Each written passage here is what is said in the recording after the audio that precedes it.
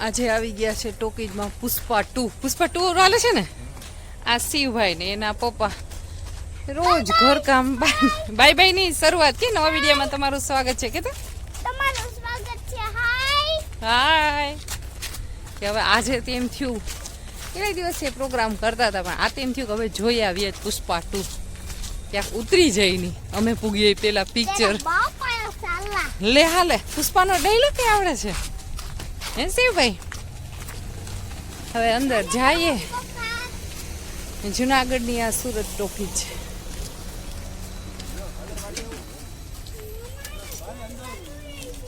ચડવાનું છે. અરે શિવભાઈ એવું છે.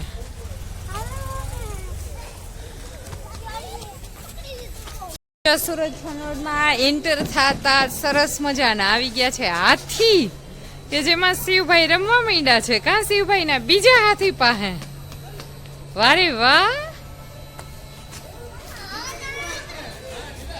અને આ આવી ગયા છે અમારા પાર્ટનર જૂના અને જાણીતા.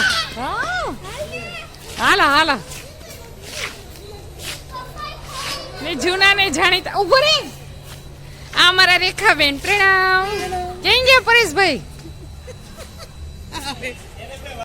ક્યાં છે? જ્યુસ પીવાના ખાલી ખોખા છે. હાલ અંદર જઈને જોઈએ. જો આ છે સુરત ટોકી જુનાગઢની બહુ જ સરસ. હવે શિવભાઈ તો આવ્યા ભેગા પોપકોર્ન માં વળગી ગયા છે. પોપકોર્ન જોઈને શિવભાઈ નું તરત મન થઈ ગયું છે. હે શિવા ખાલી પોપકોર્ન જ લેવા કે? હેલો ગુડ મોર્નિંગ, જય શ્રી કૃષ્ણ, જય દ્વારકાધીશ. સવાર થઈ ગયું છે અને સવારમાં ઉઠી અને સૌથી પહેલા આપણે બનાવી નાખ્યા છે ખાટિયા ઢોકળા. કારણ કે રવિવાર છે, ઢોકળા બધાને બહુ ભાવે છે. ચાલો હવે સરસ મજાના ઢોકળા ચડી ગયા છે. હવે ચેક કરી લઈએ કે ચડી ગયા કે નહીં. હા જો અત્યારે સવારમાં જો આવો નાસ્તો મળી જાય ખાટિયા ઢોકળા ઘરના બનાવેલા તો બીજું શું જોઈએ. પછી હવે મારો ચખવાનો વારો. બહુ મસ્ત. ચાલો હવે કેરબા લઈ લીધા છે કારણ કે ઘરની માંડવી છે તો હવે તેલ કઢવા જાય છે દાદા અને નીલેશ શિવના પપ્પા. હવે આપણે એને કેરબાન બધું આપી દઈએ અને જોઈ લઈએ કે કાંઈ ભૂલાતું નથી ને. બે કેરબા ન્યા છે. હું શિવ આવી ગયા છે અગાસી ઉપર કારણ કે અમારે પતંગ ચગાવી છે. હા શિવભાઈ મને આમ કરવાનું કહે છે. હાલો તું પકડ દોરો. હાલો હવે હું શિવ હાલ તું કે એમ જો. અને આજ રવિવાર છે એટલે અગાસી નીચે પાર્કિંગ ને બધી દોરી ભરી નાખી છે કારણ કે એટલા કપડા હતા. હાલ જવા દઉં છું. મૂકી દીધી ઉડેડ. મને શિવભાઈ પતંગ શીખે છે ઉડાડતા. જો બધી દોરી કપડાની આજે ભરાઈ ગઈ છે. બધું ધોઈ નાખ્યું, ઢફોરી નાખ્યું છે.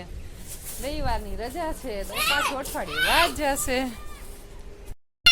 શું કર દો બેટા? મેં તને કીધું તું ને કે આ પતંગ નહીં ઉડે આપણાથી. ઉડશે જ. લાઈને પકડું લાય. જો શિવ ખીજાઈ જાય છે કે તું પતંગ પકડ ને ફોન ને મૂકી દે. મૂકી દઉં છું. મૂકી દઉં.